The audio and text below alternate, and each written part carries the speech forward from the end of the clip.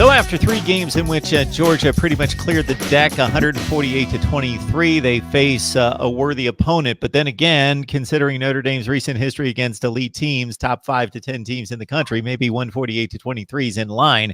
We shall see on Saturday night. But this is probably the most talked about non-conference game of 2019 and has been ever since the two teams signed the contract to play the home and home in 2017 and 19. Talking Georgia, talking Notre Dame, they get it on Saturday night in Athens. We got Palmer Thomas on the line from Dog 247 Sports. Palmer, how you doing today? I'm doing well. Excited for this matchup. Feels like we've been talking about it forever since, they signed the deal in 2014 and, played in 2017. That was a great game. And, both teams have ended up in the playoffs since then. And it's just built up to what we've got coming tomorrow night. Yeah, so what we got coming tomorrow night is, again, a rematch of a 20-19 game in which Georgia was the recipient of a fumble late, kicked the game-winning field goal. The obvious difference between the two teams, and there are a ton of them because obviously that was 2 years ago, and the churn on a college football roster is a year to year is a lot of players. So that was partially a Mark Richt roster that made it to the national championship game, and Notre Dame's got to feel good on one hand that they faced a Georgia team that made it all the way to the end, should have won the national championship, and they came with an eyelash of winning that game. They have Ian Book in play instead of Brandon Wimbush, who's a much better quarterback, so that would be where Notre Dame would feel much better. But Kirby Smart has his full roster here in 2019 and a very accomplished team that's been through the grind of the big games and been on the big stage of national championship games, SEC championship games, big games against LSU and Florida on down the line. So how much of a carryover do you think there is in the players' minds in regards to what happened 2 years ago? Yeah, there's been a lot of talk about that 2017 game around the building. Kirby Smart has mentioned that it was kind of, a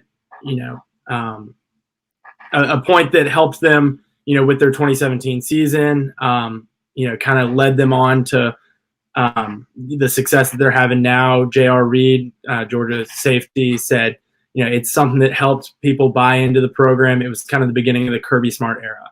Obviously, it was his second year. They had gone 8-5 in the year before, played in the Liberty Bowl and won that, but, had not been nearly as successful as they are now.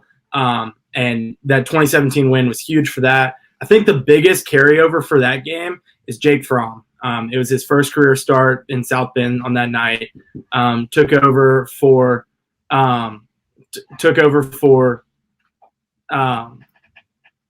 Eason at quarterback, and took over for Eason in week 1. And he, rest has been history. He's been great college quarterback so far, third-year starter now, and he's the veteran guy. This is his team. He's finally not having to look over his shoulder. And I think the biggest carryover has got to be Jake Fromm and the success that he's had. Hey, Palmer, we know what the build-up to the game was 2 years ago, and then what the atmosphere looked like, at least on television, in terms of the way it was described, was that Georgia pretty much came up and took over Notre Dame Stadium, which I'm sure doesn't happen there very often, but Georgia the fan base was really psyched up for this matchup, which is a rare matchup. I think there's a lot of things that play into the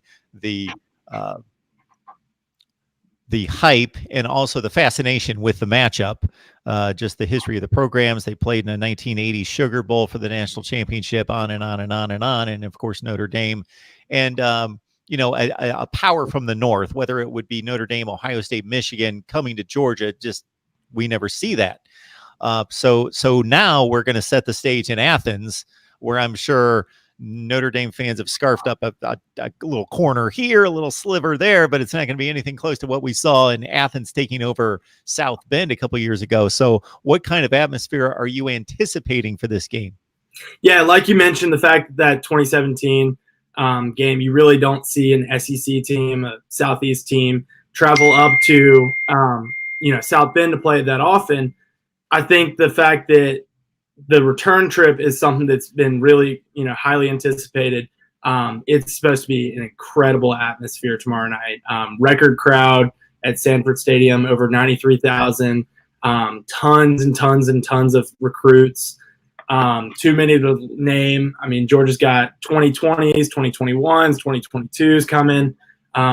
It's going to be College game day in town, first time since 2013, first top 10 matchup since 2013 in Athens, latest kickoff since the 80s when Georgia played, I believe it was an 8:30 kickoff against Alabama on Labor Day. It is going to be a long day tomorrow in Athens with game day starting at 9, and it's going to be a really exciting atmosphere. Georgia's actually debuting their new red LED lights, which are going to add to the fourth quarter tradition that fans light up Sanford Stadium. So the atmosphere here is going to be incredible. So at the same time, Palmer, we've got a situation in which this is an enormous game, and arguably along with LSU Texas, you could make the argument biggest non-conference game of the year. From a hype standpoint, I think this one trumps it. So you expect, okay, these two teams, you look at the Vegas line, it's going to be 2, it's going to be 3, it's going to be a pick'em game. Well, it's 14 and a half. So Georgia's the decided favorite, heavy favorite. I'm sure a lot plays into that. Georgia's talent being Alabama, Clemson, Ohio State. Those have been the 4 that have differentiated themselves in regards to just sheer recruiting, rankings, talent. So Georgia's loaded, where Notre Dame certainly has tremendous top 10 to 15 talent, but it's a step below. It's at Georgia. And then there's got to be some factor involved with what Notre Dame has failed to do against elite teams, some of the teams we've mentioned in the last 10 to 15 years, and that hanging around their necks that go into this 14-point spread. Yeah, I mean, it's a surprising spread to me. I think a lot of that, like you said, is a factor of just recent memory. Biggest Notre Dame game that people immediately think of right now is their loss to Clemson in the Cotton Bowl in the playoffs. So they were handled there. Big game before that would have been the national championship against Alabama, where they were handled pretty well. And I think a lot of that factors into the big spread. I also think it factors in that Georgia, in no way is Notre Dame a bad team, and Georgia's not unbelievable. They're good, but it's the matchup. Georgia matches up really well against this Notre Dame team. So why do they match up? What do you see on both sides of the ball that would say, okay, even though Georgia's not a huge, significantly more talented team, but this just works for them? Yeah, I mean, the first thing that comes to mind for me is Georgia's tendency to want to pound the ball on the ground, and Notre Dame's ability to Notre Dame's been having difficulty stopping the run. They've been giving up 230 yards per game. Georgia's been rushing for over 280. That's the first thing that comes to mind for me. So with Kirby Smart, you've seen Georgia want to just ground and pound, and that's where Notre Dame struggles. And so I think that could be a huge factor in this game with the likes of DeAndre Swift, Zamir White, Brian Harry, and James Cook just running the ball up the middle and getting big gains all night long. Got Palmer Toms on the line from Dogs 247 Sports. Join him and the rest of the staff there covering Georgia football on a weekly basis, on a daily basis. And obviously this is the huge game of the college football non-conference schedule. Georgia taking on Notre Dame in Athens Saturday night. MarkRogersTV, the voice of college football. We break down the games all over the place, all the big matchups. And, of course, we're going to hit this one from the Notre Dame angle as well. So, Palmer, you read it off to me. It doesn't appear as though there are going to be guys that are going to be so hurt that they can't make it and give it a full go, but they're nicked up. Quite a list of guys, considering the ease of the first 3 games that are nicked up. Significant players, too. Yeah, Georgia's pretty banged up coming into this game. Isaiah Wilson, starting right tackle for the Dogs. He was the only starting 5 offensive linemen last year to play in every game, make it through that slate healthy. He's banged up. He's missed the past 2 games. Starting cornerback Tyson Campbell, he left the game against Arkansas State on Saturday in the second half. He's banged up. Demetrius Robertson, former 5-star number 1 ranked receiver, he's banged up, dealing with a hamstring injury. Tyler Simmons, also, Georgia's leading receiver coming into this year, he's banged up, dealing with a shoulder injury. He got hurt on a play where he was tackled out of bounds against Arkansas State. Kyrus Jackson broke his hand against Vanderbilt in the first game. All these guys have been practicing, able to see very little bit of practice on Monday. Kirby Smart's had it closed this week, Tuesday and Wednesday, when we're normally able to see. But, we talked to him on Monday, we talked to him on Tuesday, and he kind of gave us an update. All these guys are practicing. I would guess they're game time decisions. Wouldn't be surprised to see guys like Wilson and Campbell, Robertson, Simmons dress out, give it a go. It really depends on how they're feeling in warmups. Hamstring, comes to mind with Robertson. That's one that, day to day might feel great early in the week, might feel terrible, when he wakes up Saturday morning. Isaiah Wilson, he's been dealing with an ankle, similar deal there. So, Georgia has the one thing I will say about all 3 of those positions, offensive line, cornerback, and wide receiver, where they're banged up, they've got the depth there to, withstand an injury here and there. Wide receiver is the little bit of the concern because it is 3 guys that are banged up, 3 important guys, and that was one of their biggest question marks coming into the season. But they have had great production so far from George Pickens and Dominic Blaylock, the 2 freshmen that have stepped up to play. This is one of 2 Georgia Notre Dame previews we're going to deliver for you here at Mark Rogers TV, the voice of college football. So lock it in right here. Like, comment, share, and subscribe the videos. We got Palmer Thomas on the line from Dogs 247 Sports. Of course, you got to jump over there. It's one of the mainstays of college football, is 247's platform on all levels. So check out his work right there. So I got to say, once you look at this one, what would be any kind of concerns outside of just a ridiculously poorly played game where, you had 2 muffed punts at the 10-yard line that they took in. You had an awful pick 6, just a crazily poorly played game. What are your concerns about whether that's what you like on the Notre Dame side as possibly being an elite area there, or where you feel like maybe Georgia has a weak spot that could be taken advantage of? Yeah, the first thing that comes to mind for me is Ian Book as a quarterback.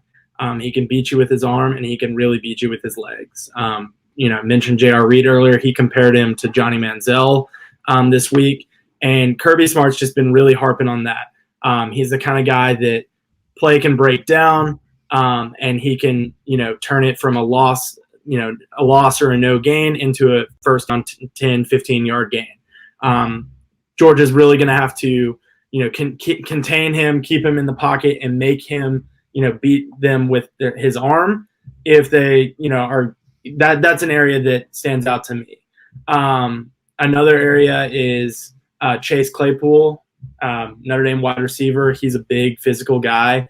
And with the injuries that I mentioned at cornerback with Tyson Campbell, Georgia's biggest and most physical cornerback, they might be susceptible to, a matchup here or there where Claypool might win.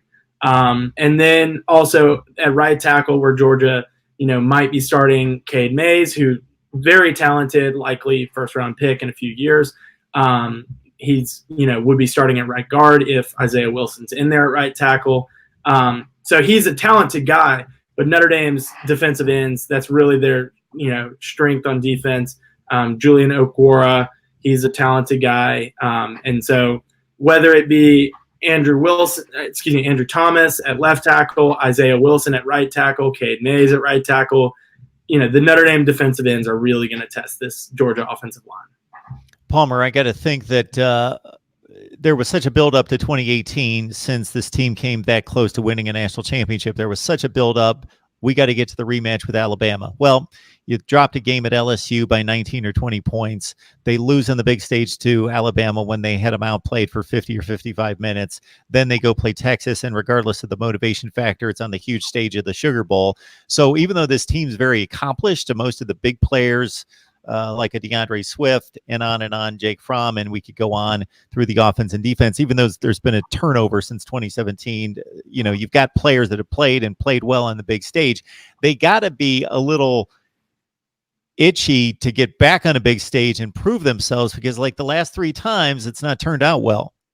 Right. I mean, I think that's something that's, constantly in Georgia's mind. They're hearing it from the media. I'm sure they're hearing it from students around campus. Hey, this is a big game. Whether or not they, do or do not, partake in Twitter or whatever, you can't help but hear it. It's been Georgia's biggest flaw. You mentioned it last season with, the loss to LSU, the loss to Alabama, the loss to Texas, came so close in 2017 with that national championship. I think the Dogs are really going to be, like you said, itching to make a statement on a big stage like, a CBS primetime game that they've got Saturday night. All right, you can get my week 4 college football predictions, actually my weekly college football predictions. Just grab the link in the description section below next to the Voice of College Football Community name right there. 44-28 against the spread, and of course I will have my selection on this one, both the straight up winner and against the spread. Palmer, I'm guessing that you guys picked the games over at 247 Sports. I don't want to spoil having people check that out if they're available. I'm guessing you take your shots at the games, right? Yeah, I mean, what I'll say about this one is, we mentioned it's a 13.5, 14-point spread. I think it's going to be a close one, but I think that spread is pretty accurate. I think Georgia's going to pull away second half, third quarter, fourth quarter. I think they're going to pull away late. And by all means, this is a good Notre Dame team. But I think, like I said, the matchups that Georgia has against Notre Dame, where Georgia's strong, where Notre Dame's weak, it really plays into the hands of, Kirby Smart and the Dogs. Yeah, we see it all the time. A football game lasts a long time. They're out there for 3.5 hours, and 2 teams can, it could be a tremendous game, but before you know, 21-17 becomes 35-17, and there's their final, and Georgia covers. So certainly that could be the case Saturday night in Athens. Palmer, we appreciate you stopping by. Would love to have you back when Georgia lines up for another big game. Absolutely. Thanks for having me.